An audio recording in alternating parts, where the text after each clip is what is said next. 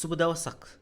Spoken ඉංග්‍රීසි දැනුමට අත්‍යවශ්‍ය වන Tamanට නැතුවම බැරි හොඳ ඉංග්‍රීසි වාක්‍ය කීපයක් තියෙනවා.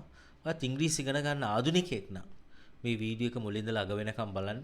ඔයාලට හොඳ ඉංග්‍රීසි වාක්‍ය කීපයක් අධ්‍යයනය කරන්න ලැබෙයි. දැන් පළවෙනියටම තියෙනවා ඔයාලට පේනවා ඇති මම ගොඩක් විනෝද වුණා කියලා. දැන් විනෝද වෙනවට අපිට ඉංග්‍රීසි වලින් කියන්න පුළුවන් enjoy කියලා. ගොඩක් කියන එක අපිට ඉංග්‍රීසියෙන් හංගවන්න අපිට a lot කියලා කියන්න පුළුවන්. I enjoyed a lot කියලා කියන්නත් පුළුවන්. එහෙම නැත්නම් මම ටිකක් වෙන ක්‍රමයකට ඔයාලට මේක කියලා පෙන්නනම් අපිට කියන්න පුළුවන් I had a lot of fun. I had a lot of fun. I enjoyed a lot කියලා කියන්නත් පුළුවන්. I had a lot of fun කියලා කියන්නත් පුළුවන්. මේ දෙකෙන් කැමති එකක් ඔයාලට කියන්න පුළුවන් දෙකම හරි. මේක චුට්ටක් අල්ලගන්න. අපිට මොකක් හරි අපේ අතේ තියෙන එකක් අපි කියනවා නේ චුට්ට මේක අල්ලගන්න කියලා. කොහොමද අපි යෝක කියන්නේ?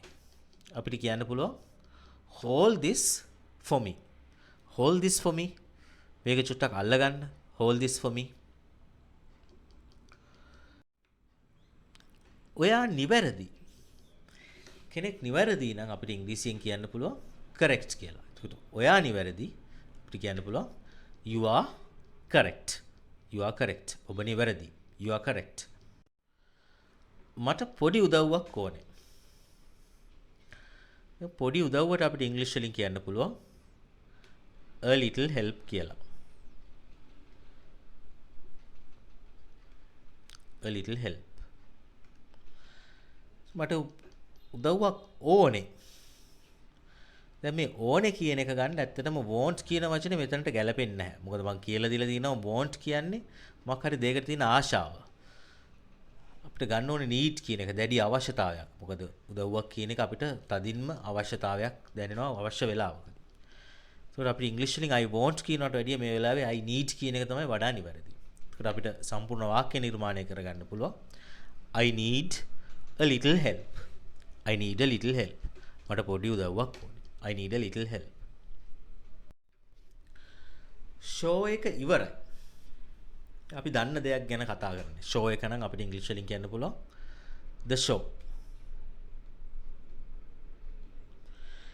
ඉවරයි නම් අපිට over කියලා කියන්න පුළුවන්. එතකොට the show over කියලා කියන්න බෑ ක්‍රියාපදයක් මැද්දට එන්න ඕනේ is කියලා. එතකොට අපිට ඉංග්‍රීසියෙන් මේ වාක්‍ය නිර්මාණය කරගන්න පුළුවන් The show is over. The show is over. show එක ඉවරයි.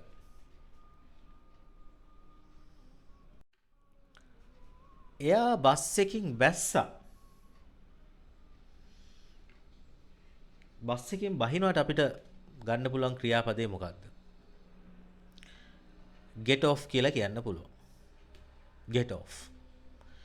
එයා බස් එකකින් බැස්සා. අතීත කාලේ. get off කියන එකේ අතීත කාලේ got off. ඒකට එයා බස් එකකින් බැස්ස අපිට කියන්න පුළුවන් he got off the bus. he got off the bus.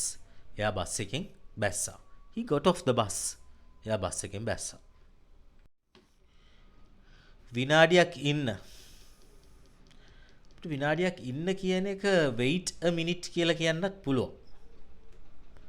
wait a minute. එහෙම නැත්තම් අපිට මෙන්න මෙහෙම කියන්න පුළුවන්. just a minute. just a minute. විනාඩියක් ඉන්න. just a minute. විනාඩියක් ඉන්න. just a minute. විකුණලා ඉවරයි. අපිට ඉංග්‍රීසි වලින් කියන්න පුළුවන් it is sold out කියලා. sold out. කියන්නේ මොකක් හරි ඒක ස්ටොක් එකක් නැහැ. ඉවර වෙනකම්ම විකුණලා ඉවරයි.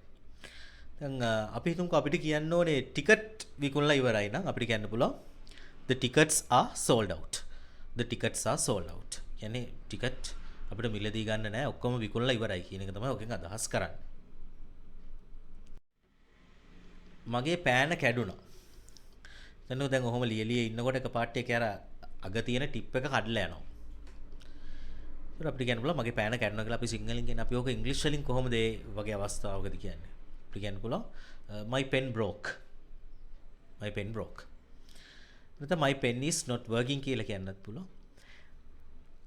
කවුරු හරි my pen is broken කියලා කියන්න පුළුවන්ද කියලා. එහෙමත් කියන්න පුළුවන්. ඒක ප්‍රශ්නයක් නෑ. ඒකත් ව්‍යාකරණානුකූලව හරි.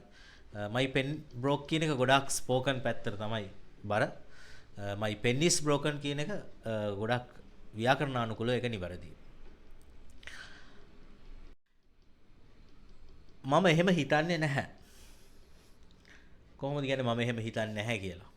අර එහෙම කියන අර්ථය ගන්න අපිට ඉංග්‍රීසි වලින් කියන්න පුළුවන් so කියලා. මම එහෙම හිතන්නේ නැහැ. අපිට කියන්න පුළුවන් I don't think so. I don't think so. මම එහෙම හිතන්නේ නැහැ. I don't think so.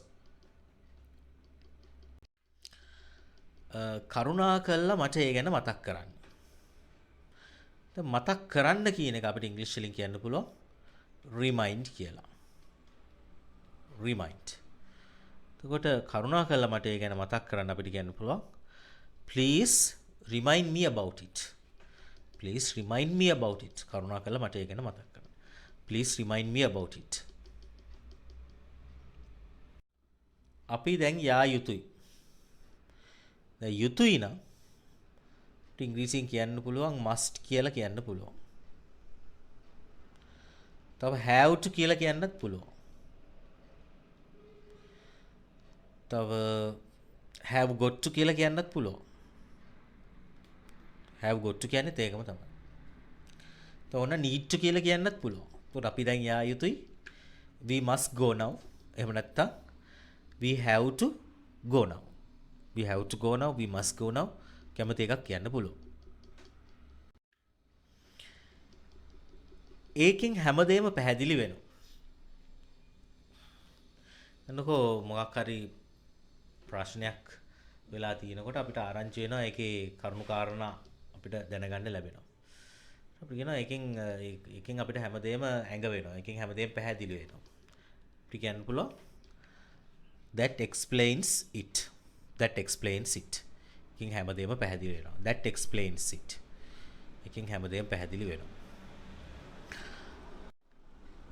ඇයට රස්සාවක් හම්බුණා. අපිට කියන්න පුළුවන් found කියලා. එතකොට ඇයට රස්සාවක් හම්බුණා අපිට කියන්න පුළුවන් she found a job. She found a job. ඇයට රස්සාවක් හම්බුණා. She found a job.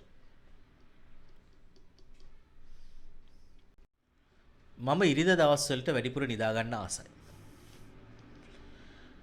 ඉරිදා දවස්වලට අපිට ඉංග්‍රීසි වලින් කියන්න පුළුවන් on Sundays.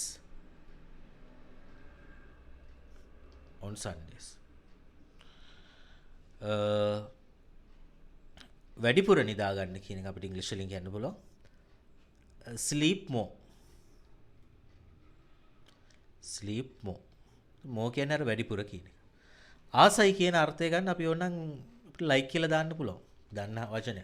එතකොට I like to sleep more on Sundays. I like to sleep more on Sundays.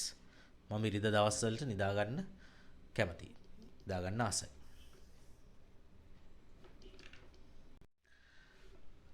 මට ඒක හිතා ගන්නවත් බෑ. දැන් හිතා ගන්න කියන එක අපිට ඉංග්‍රීසි වලින් කියන්න පුළුවන් imagine කියලා. imagine.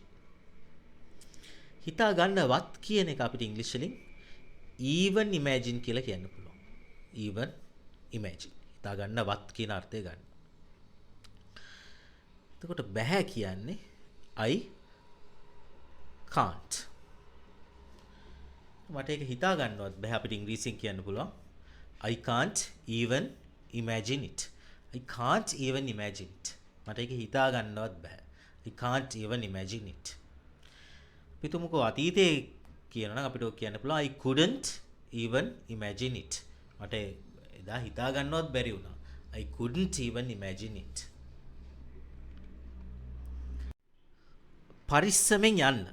කියනවා යන විදිහ ගැන හරිම කල්පනාවෙන් කියලා අපිට හොඳ ලස්සන ක්‍රමයක් තියෙනවා ඉංග්‍රීසියෙන්. අපිට දැන් ඔයාලා දන්න එක කියන්නත් පුළුවන් be careful how you go කියලා කියන්නත් පුළුවන්. නැත්නම් අපිට මෙන්න මෙහෙම කියන්න පුළුවන්. mind how you go. mind how you go. පරිස්සමෙන් යන්න. mind how you go. පරිස්සමෙන් යන්න. මේක තමයි විදිහ. කොහොමද අපිට ඉංග්‍රීසි වලින් කියන්න පුළුවන් මේක තමයි විදිහ කියලා. අපිට කියන්න පුළුවන් this is the way. This is the way. මේක තමයි විදිය. This is the way. මේක තමයි විදිය. කොහොමද ජීවිතේ? දැන් අපිට මේක how is your life කියලා අහන්නත් පුළුවන්. How is your life? එහෙම නැත්නම් අපිට මෙහෙම අහන්නත් පුළුවන්. How is everything? කොහොමද ජීවිතේ? How is everything? හරි අපි යමු අද දවසේ අවසාන වාක්‍යයට. මාත් ඉන්නේ ඒ පාරෙමයි. දැන් අපිට ඒ පාරෙමයි කියලා කියන්න අපිට ඉංග්‍රීසි වලින් on the same road කියලා කියන්න පුළුවන්. මාත් ඉන්නේ ඒ පාරෙමයි අපිට කියන්න පුළුවන් I am on the same road. I am on the same road. මාත් ඉන්නේ ඒ පාරෙමයි. I am on the same road. හරි ඉතින් පොඩි පොඩි ඉංග්‍රීසි වාක්‍ය 20ක් ඉගෙන ගත්තා. ඉතින් පොඩි පොඩි ඒවා වැඩිපුර ඉගෙන ගන්නවා කියන්නේ ඕන ලොකු වාක්‍යයක් ඉගෙන ගන්න එක මහ දෙයක් නෙමෙයි.